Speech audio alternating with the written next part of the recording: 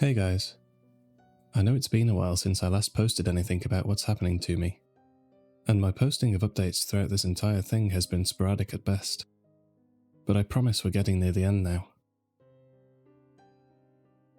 So the last time I posted, it was just after I'd managed to get away from that security guard after the masked brute had cut off 2 of my fingers on the Walmart roof.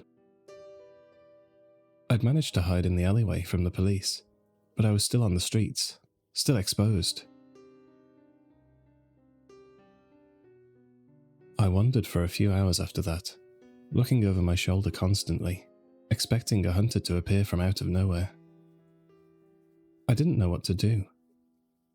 The organisers had made it abundantly clear to me that if I tried to stay in one spot, to actually hide, then that would have severe consequences. I couldn't help but shudder as I imagined the masked brute's face again sitting above me. I still couldn't quite understand how my life had taken such a complete nosedive in such a short space of time.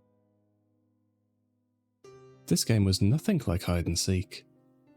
Nothing like what was promised when I signed up.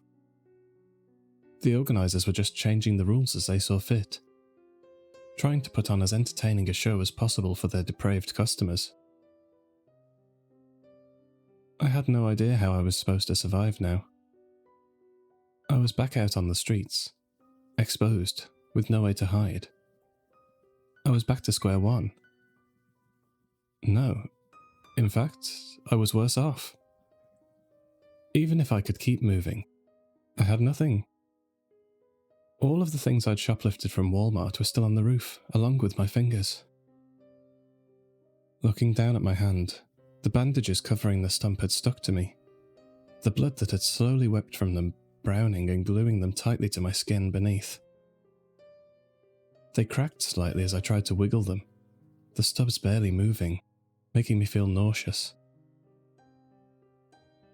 Although I needed to go to a hospital, I knew that would just result in a lot of questions, and me inevitably being dragged onto that stage in front of the bird-masked man like the hunter who'd crashed into me all those days ago.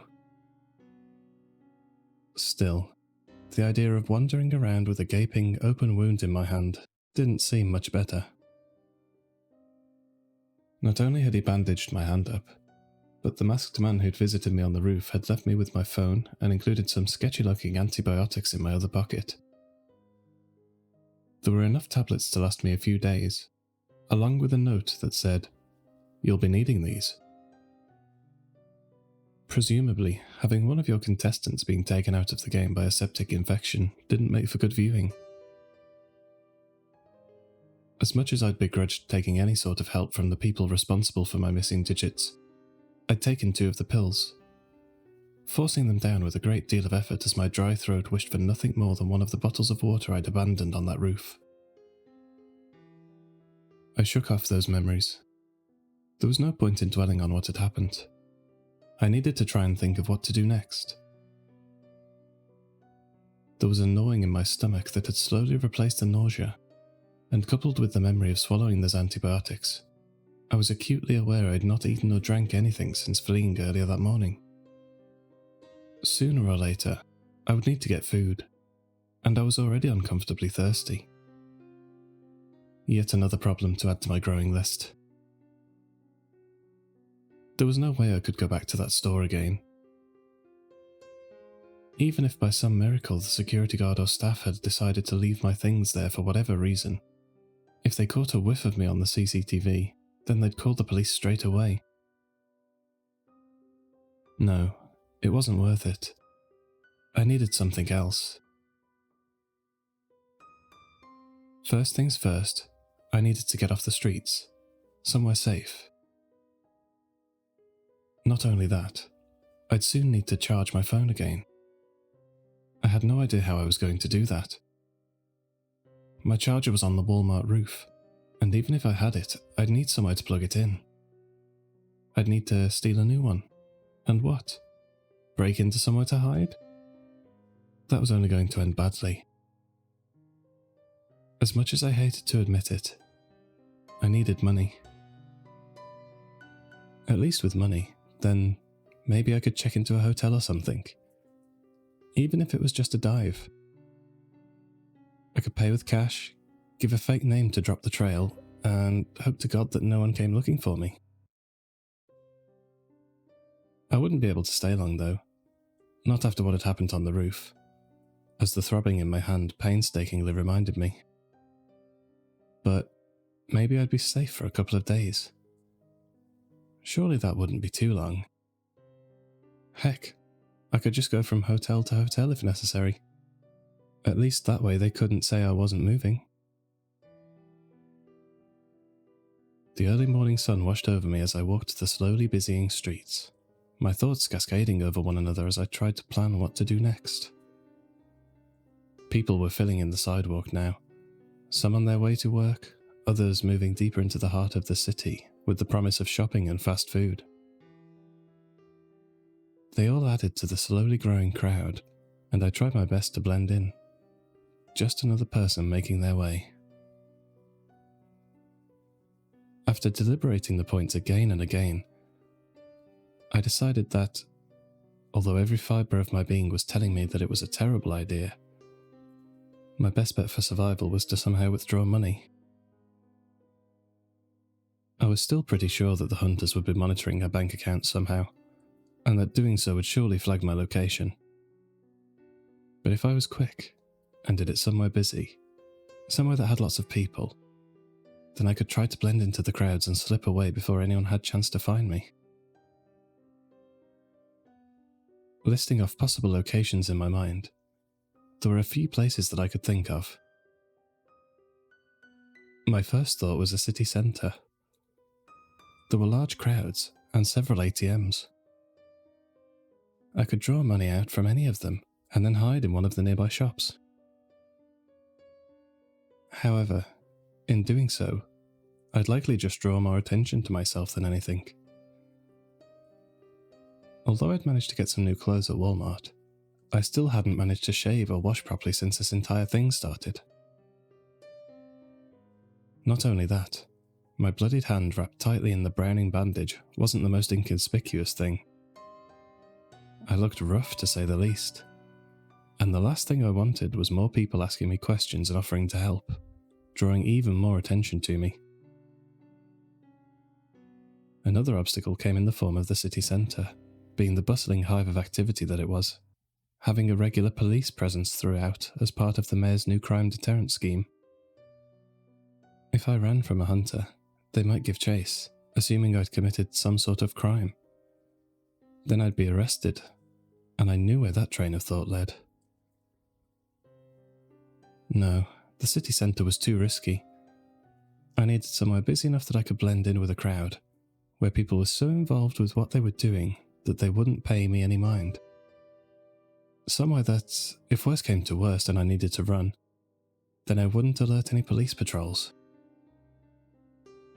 I thought for what felt like ages, racking my brains until something I'd seen in the window of the Walmart drifted through my mind. A small poster, stuck to the glass of the large external windows, had advertised a street market taking place this week in a slightly more run-down area of the city. I never kept up to date with these community events. They'd been introduced a while ago to try and bring in some business to the struggling areas. But thinking about it, that seemed like the perfect place to blend in. It would be busy, what with all the food stalls and merchants in the street selling their wares to the crowds. I could blend in, get to an ATM and draw out some money, before slipping back into the throngs of people and working my way out of there.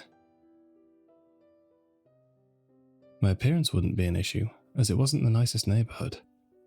People would just think I was a local who was down on their luck and leave me be. There would be alleyways around there too. If I needed to hide, then I could always dart down one of those to avoid the hunters. Sure, it wasn't ideal, but it was the best I could come up with right then. I began to walk the several blocks that separated me from the market, playing every possible scenario over and over in my head. All the while, my eyes darted from side to side, and my ears were pricked, causing me to jump at the slightest unexpected sound. Although there was nothing to prove it, I felt like I was being followed. like a hunter was just behind me, reaching out as I walked on oblivious. The weight of my situation was getting to me. I needed to get this done and get off the streets. After about 20 minutes, I turned the corner and I was met with a thick wall of people, all bustling along what had once been a large stretch of road that had now been closed off and filled with several tents. Much like I suspected, the place was bustling with people going between the stalls as the owners tried to draw the crowds in, so there were plenty of folks to blend in with. Pretending to inspect the stalls, I made my way through, slipping between the colourful tents and the varying aromas of street food and fresh fruit. This was better than I could have hoped for. Still, I'd need to be quick. The less time I spent lingering here, the better. Slowly working my way through the crowd, I did my best to look as though I was interested in the framed pictures at the entrance of one tent, or the various coloured cheeses that were visible in another, as I made my way further and further through the masses, searching for any shop that looked as though it might have an ATM sitting outside. After a few minutes, I was able to work my way to a nearby hole in the wall, just next to a convenience store. Looking over my shoulder all the while, my heart beat rapidly as I inserted my card and entered my PIN. Although the bustling noises of the market behind me drowned out the majority of other sounds, my ears were pricked, half expecting to hear footsteps approaching behind me. I needed to be quick now. Undoubtedly, by using this machine, I was pinging up on the radar of some hunter or another, and it would only be a matter of time before they turned up. I gripped the edges of the ATM, tapping my foot impatiently on the ground as I willed the machine to go faster. Then the screen changed, asking me how much I wanted to withdraw, and my heart soared. I quickly selected $400 and hit enter. $400 would have hopefully been enough to cover food, a few nights in a cheap hotel, and pretty much anything else I would need to buy. At least until the game was over. I didn't want to be doing this again. The mechanism inside whirred and returned my card before presenting me with my money. Snatching it out of the hatch, I jammed it into my pocket and turned on my heel. I needed to blend back into the crowd. I needed to get out of here. I wasn't safe anymore. Although I was no longer standing in front of the ATM, I couldn't help but expect to hear sounds from over my shoulder as someone charged after me, now that I'd given my position away. Slipping into the writhing throngs of market-goers, I tried my best to blend in, once again feigning interest in the stalls and produce on offer. They were selling all kinds of things, from fresh fruit and vegetables, fresh meat and seafood, to food trucks selling jerk chicken and all sorts of authentic Mexican cuisine. All I had to do was pretend I was here for that. As long as I didn't act as paranoid as I felt, then I would be okay. It was all I could do. The smell of molten cheese and fresh tomato filled my nostrils and captivated my attention. My stomach began to grumble as I scanned around for its source. Then I spotted it. A few stalls down from where I was standing was a truck. This particular truck was selling handmade pizza, firing them in a pizza oven they'd integrated into the back of it. The tantalizing smell of melting mozzarella was almost too much for my starving stomach to bear. Gazing around at the masses of people making their way to and from each stall around me, not paying me the slightest bit of attention, a thought floated to the front of my mind. Getting some food couldn't hurt, could it? I needed to eat anyway. Plus I'd just got some money. Yes, the hunters probably knew where I was, but they would probably be expecting me to have run away already, much like I'd planned to. Looking around again, there was no frantic movement anywhere in the crowd. No sign of someone forcing their way to where I'd just been. I could get this pizza and then get out of here. Making my way towards the pizza truck, I took another look over my shoulder as I walked, only to barge clumsily into a woman queuing at a stall selling samosas and other Indian street foods. I turned to face her, ready to apologize. She'd had her back to me, but turned to fix me with a disapproving gaze as she righted herself. And I felt the colour drain from me as I recognized her. I knew that face. The last time I'd seen that face was on my phone. On the footage of the best bits of the game I'd watched while on the Walmart roof. She'd been chasing that poor man along a rooftop before tasing him, the maniacal grin she'd been wearing flashing through my memory. Terrified, I mumbled an apology as she gave me a quizzical glance, as though something about me had intrigued her. I turned away slightly, trying my best to hide my face in the shadows cast by my hood, hoping to God that she hadn't seen me well enough to recognize me. My heart was in my throat, and I had to stop myself from trembling. This was the closest I'd been to another hunter since I was chased through the mall. I was less than an arm's length away. All she would need to do was reach out and she'd be able to grab me, and it would all be over. Turning on my heel, trying to look as calm as possible, and hoping that the split second she'd been able to see my face wasn't enough for her to place me, I started walking in the opposite direction. I felt sick as my heart pounded, my vision almost wavering from how close I'd come to being discovered. I knew this was a bad idea. I knew something like this would happen. Why had I gone through with this? I needed to go. Now. A few seconds passed, although it felt like an eternity, and a soft excitement wormed its way through the terror gripping me. I was still walking. There had been no hand on my shoulder pulling me back, no taser in my back sending me to the ground. I'd gotten away with it. I was going to make it. But then a sound from behind me reached my ears that caused my heart to sink, and that nauseous feeling to intensify tenfold. Loud footsteps. Frantic footsteps slamming on the sidewalk behind me, getting louder and louder as they charged in my direction. Without bothering to look around, I knew it was the hunter. It had taken her a while, but she'd placed my face. I'd probably only gotten as far as I had thanks to my unruly beard and unkempt appearance, making me appear different enough from my picture to at least throw her off for a second. Either way, none of that mattered now. She was after me. I charged forward without thinking. I needed to put as much distance as I could between myself and the hunter. I needed to lose her somehow. Cursing myself as I ran, I couldn't believe my luck. I'd been so careful to avoid a hunter that may have actively been hunting me, I'd accidentally bumped into another one who wasn't. She'd just been getting something to eat, and now she was on my tail. If I hadn't walked into her, I doubt she'd have even noticed I was there.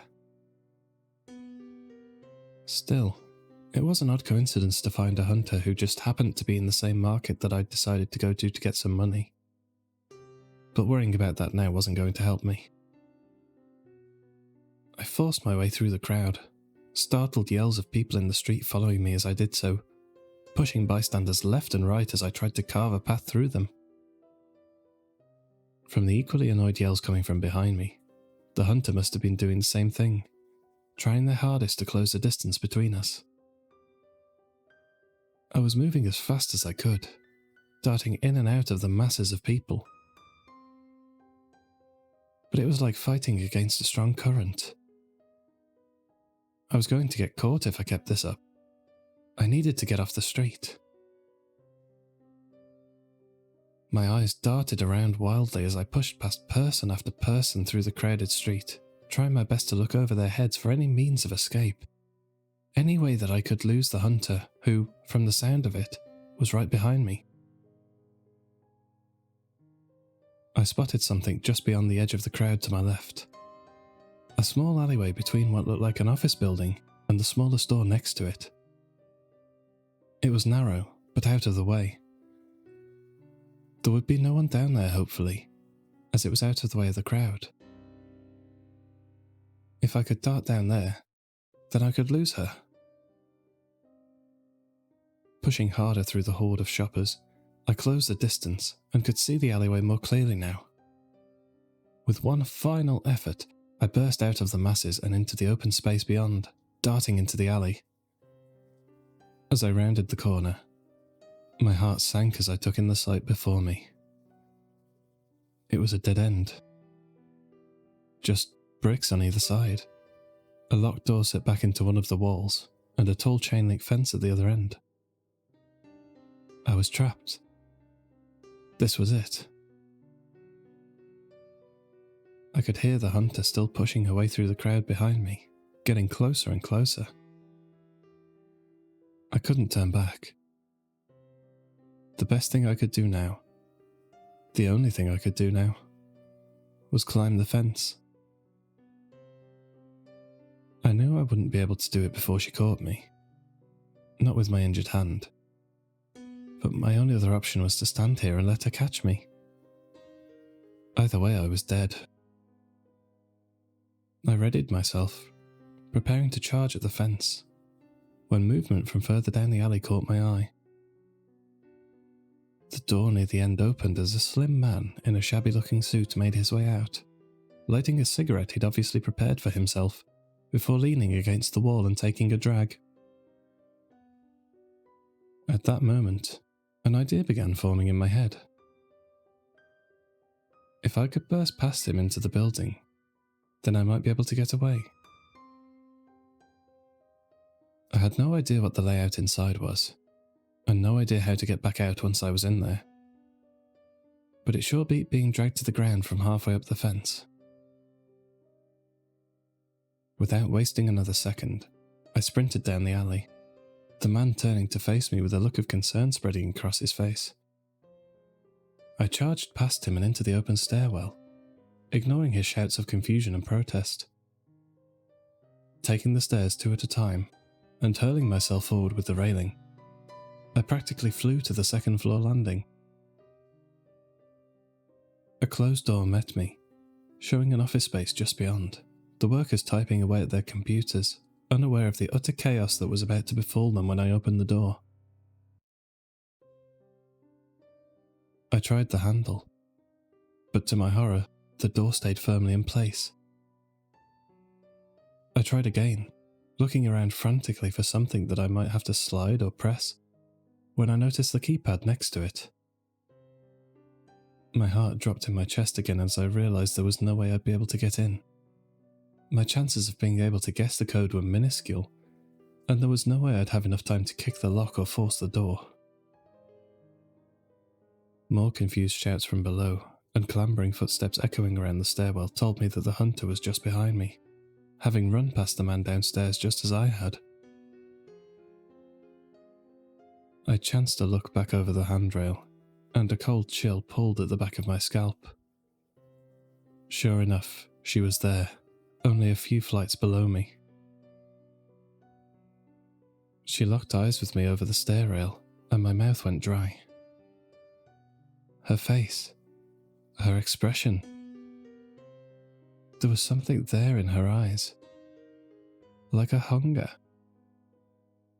She wanted to catch me, but it almost felt like she needed to, like I was prey she was stalking. But there was something else too, something I couldn't put my finger on. With her at the bottom of the stairwell, I needed to keep the distance between us. If I could just get into one of the offices, I'd be able to lose her in there. It would create so much confusion that I might be able to slip back out unnoticed. Or at least I could try and get out of the main entrance.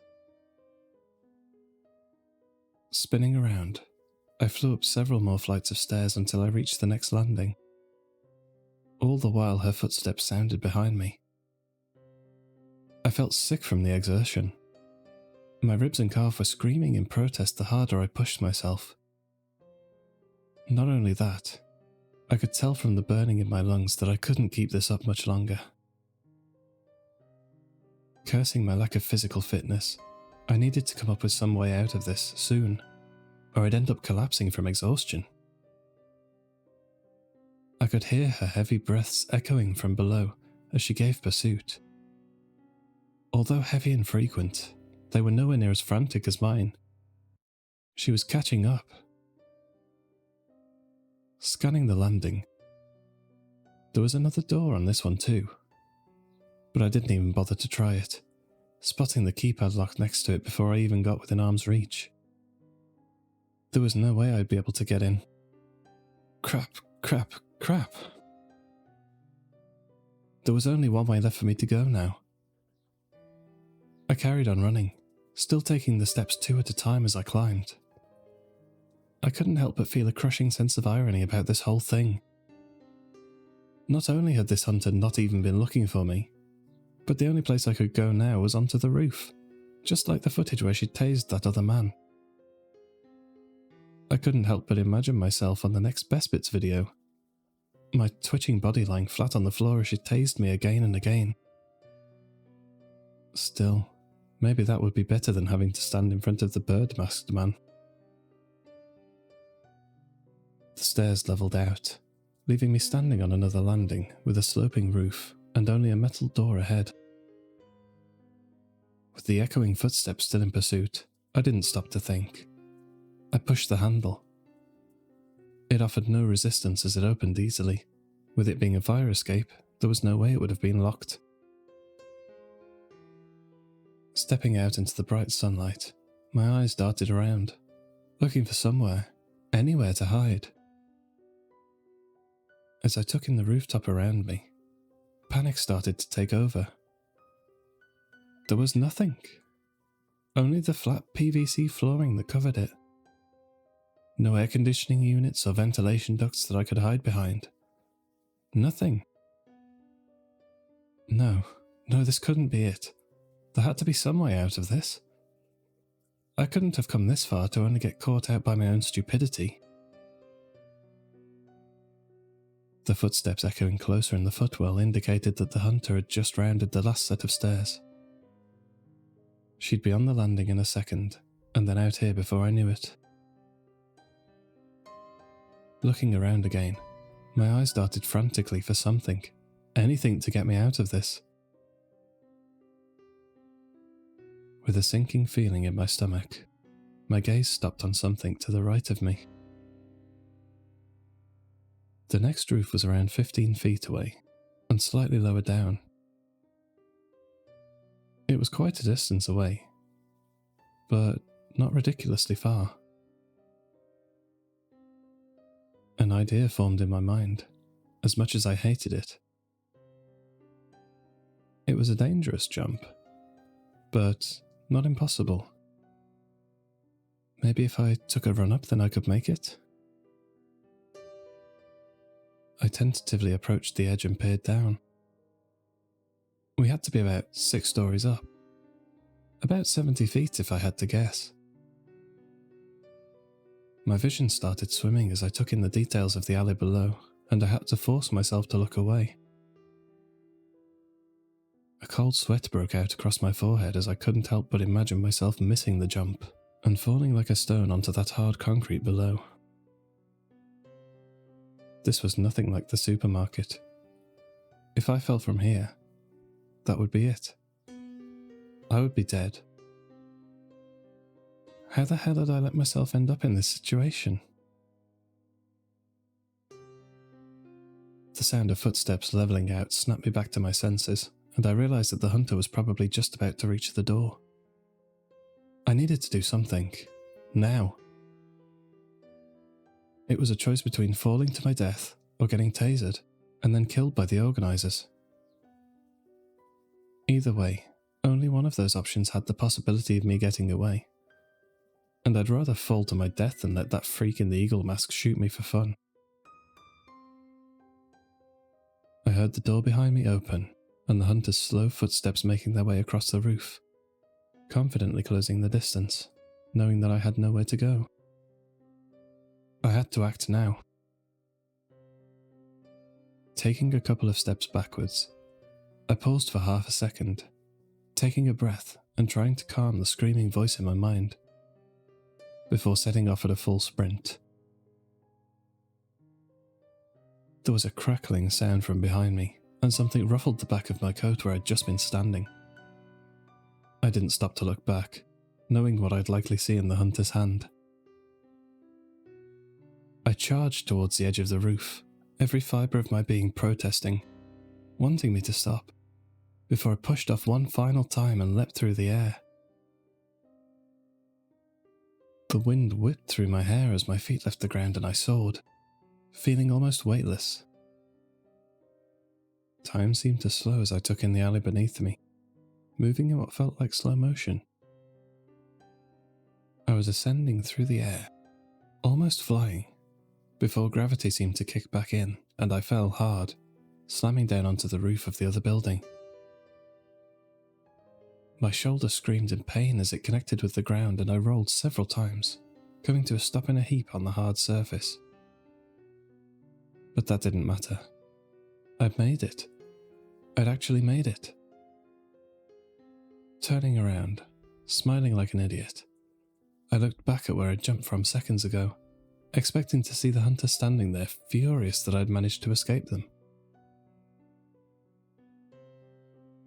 There was no way they would have expected it. No sane person would have tried something as stupid as that.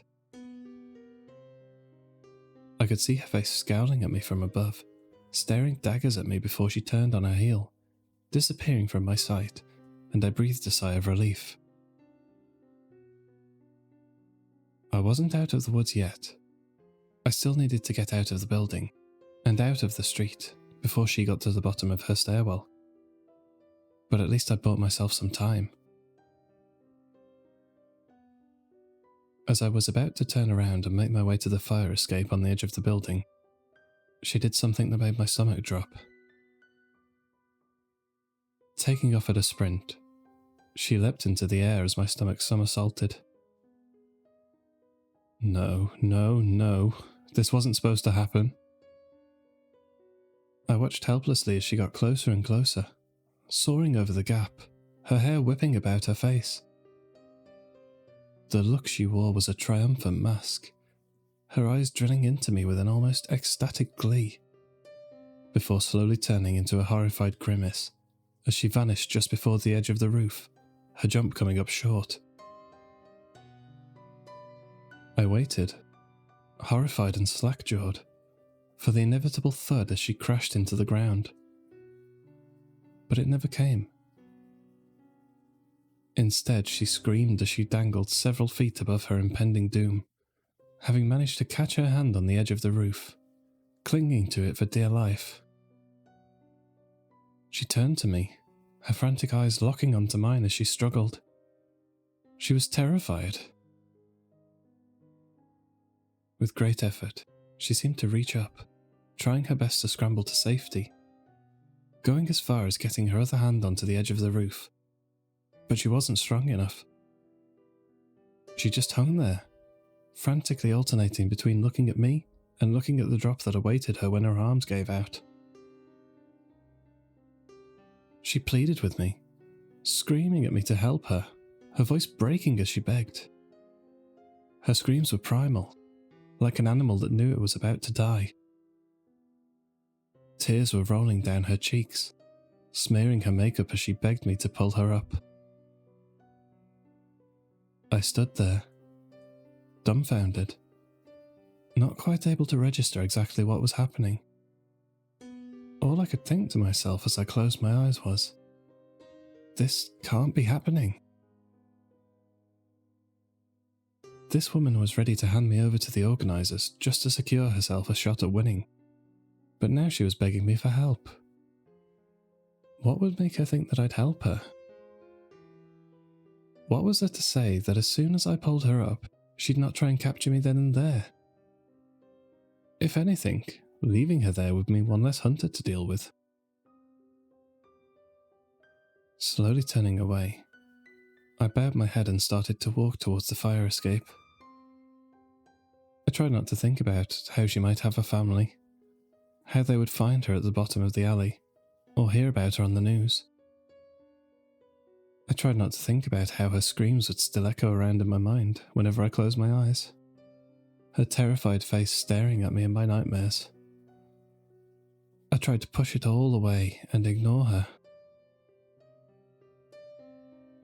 More frantic pleas arose as she realised what I was about to do. At that moment I hated myself. I wished I could have just been the cold-hearted survivor that I imagined in my head. That I could just walk away. But the truth was that as much as this woman was trying to kill me, I couldn't let her die. I'd never killed anyone before, and by leaving her dangling there on the side of the roof, I'd as good as sentenced her to death. I couldn't help imagining if our roles were reversed, how terrified that I would be that I'd never see my wife and son again.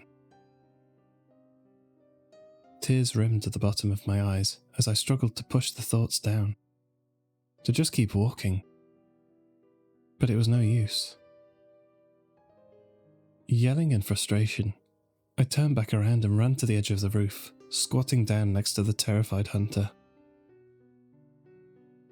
I knew this was probably going to end up backfiring, that I was probably going to regret it, but I couldn't just leave her to die. The look of relief that washed over her face, still muddled with the abject terror that had taken up her expression moments before, helped me to justify my decision slightly. This was another human being, equally as terrified of death as the rest of us, no matter how much the organisers wanted me to think otherwise. I reached out and grabbed her, wrapping my hand around her wrist and pulling with everything I had. She was surprisingly heavy, but still, I gave it my all. All the while she was thanking me profusely, tears of joy and relief streaming down her cheeks. She began to scramble against the wall, using her legs to walk up like an abseiler. Before long she was nearly at the top, nearly able to get herself over the edge. She looked me in the eyes as she tried to pull herself onto the safety of the roof, the hunger now gone, replaced by relief and elation. That expression was swept away only a moment later, deformed back into the terrified mask from before as she lost her footing. Slipping back from the edge, her free hand flailed wildly as she desperately tried to find purchase. I was pulled down flat against the roof by her weight, trying my best to hold on, terrified that she was going to drag me over the edge with her. Holding someone up like this, it was nowhere near as easy as it looked in the movies. I didn't know how much longer I'd be able to keep her from falling. I was barely able to hold her, and my entire arm felt like it was going to rip out of its socket at any moment. She screamed as she dangled there, swinging from side to side, kicking her legs and trying to scramble back towards the roof. The terror that plastered her face before was nothing in comparison to the now abject horror as she stared at the ground below her. Her wide eyes flicked between the concrete calling to her from below, back to me. All I could see was the fear and pleading in those tear-stained eyes, begging me not to let her go. My shoulder burned as my muscles cried out, threatening to give way at any second as I tried my best to drag her back. I pulled with all my might, feeling as though I was tearing myself apart, but it wasn't enough. I had nothing left. I wasn't strong enough. There was no way I could get her back into a position where she'd be able to walk back up again. All I could do was hold her as best as I could, while I tried my best to think of some way out of this. A cold trickle worked its way along my spine, and I felt her hand begin to slowly slip between my fingers. No matter how hard I felt like I was trying to hold on, no matter how strong my grip was, gravity was still trying its best to claim its prize. After what felt like eons of agony, but in reality was probably merely a few seconds, I felt her hand start to slip further and further down, barely holding on. Her screaming grew louder and louder as she slipped further. All the while I was trying my best to calm her, to tell her that everything was going to be okay, even if I didn't necessarily believe it myself. All I knew was that she was going to fall if I didn't do something now. Swinging my free arm around, I reached out towards her, trying to get a better grip and take some of the strain away from my screaming shoulder. No sooner had my weight shifted than the pain ebbed away and my arm felt light as a feather as I was nearly thrown backwards. Her screaming reached an all-time crescendo as the hunter's hand slipped from my grip, her arms and legs flailing around in the empty air as she plummeted, desperately scrambling for something to save her as she dropped like a stone. I could see her terrified face falling away from me, shrinking as she neared the ground, screaming in abject terror as she descended several flights in mere seconds.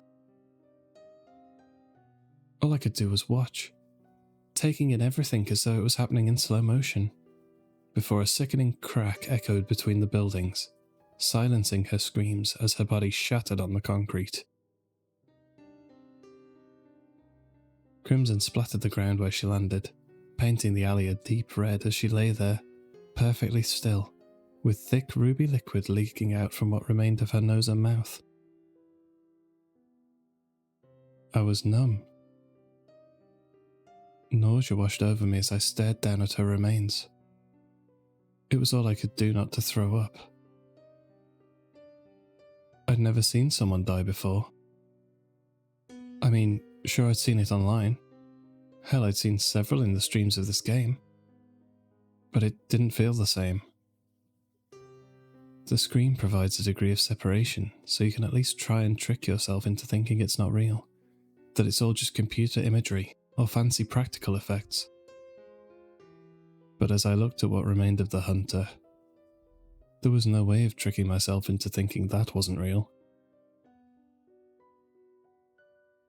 Her motionless, broken body, the pool of sticky red blood slowly spreading around her, and the crack of shattering bone that I could still hear in my mind, were all very real. The wave of nausea intensified, coming on so hard that I had to look away. She was dead. She was dead because of me. Because I couldn't save her. This was my fault. I'd killed her. Sure, she'd captured people and sent them to their deaths. Sure. But she was still alive. A human being. And at the end of the day, she was terrified when she died. Something that I could have prevented.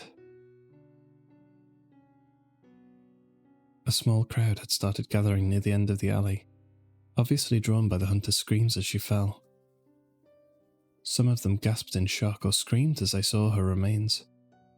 Others were on their phones, I assume calling the police. Then a sobering thought washed over me, breaking through the grief and self-pity. As much as it tore me apart, I needed to go. If I was still here when the police arrived, then they'd undoubtedly want to question me.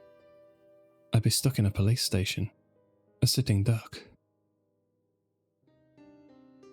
As much as it made me feel like a monster, I forced myself to my feet, ready to climb down the fire escape before taking one last look at the scene in the alley below.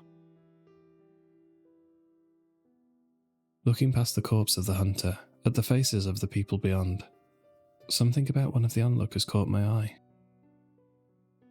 Their face stood out to me for some reason. It was one that I'd seen before, not too long ago. I could have sworn that, blending in with the rest of the people in the crowd, I saw Jenny.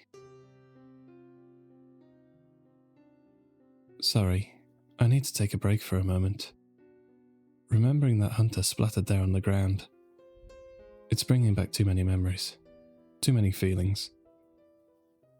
I need to compose myself. I'll post the rest of this when I get a chance.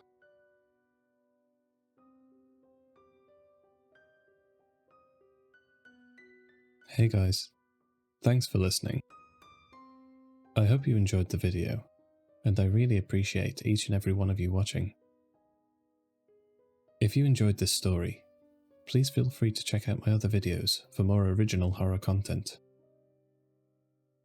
I've also released a full-length novel based on my That Church is Abandoned for a Reason story. It's available in both paperback and ebook format on Amazon. I've popped a link in the description. Check it out if you enjoyed my work. Thanks again for listening.